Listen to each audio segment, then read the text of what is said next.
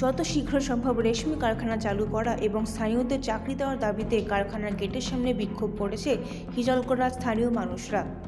এর পাশাপাশি তারা ২৬ কমিটির বিরোধিতাও করে।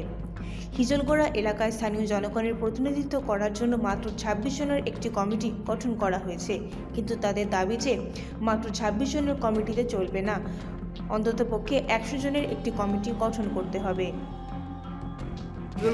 সকালে সবাই মিলে একসঙ্গে একত্রিত হয়েছি। আমাদের মৌজার হিজলগড়া গ্রামে রেশমি কোম্পানি মোটামুটি ১২০০ বিঘা জমি নিয়েছেন এবং আমরা এখানের মধ্যে অনেকেই জমিদাতা আছি।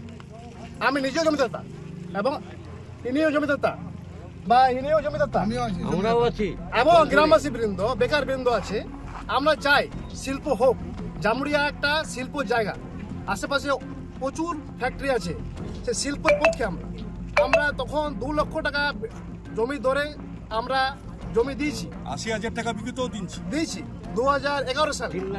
এখন জমির মূল্য বেড়েছে, বাড়বে, নিশ্চয়ই বাড়বে, যেমন বাড়ে সেটা আমাদের কোনো ব্যাপার নয়, কিন্তু আমরা কি জন্য জমিটা দিয়েছি যে শিল্পটা হলে আমাদের বেকার, আমাদের নিজস্ব কর্মসংস্থান হবে এবং সেই কর্মসংস্থানের মাধ্যমে আমাদের গ্রাম একটা ফুলে ফুলে একটা ভালো সমাজ সৃষ্টি হবে।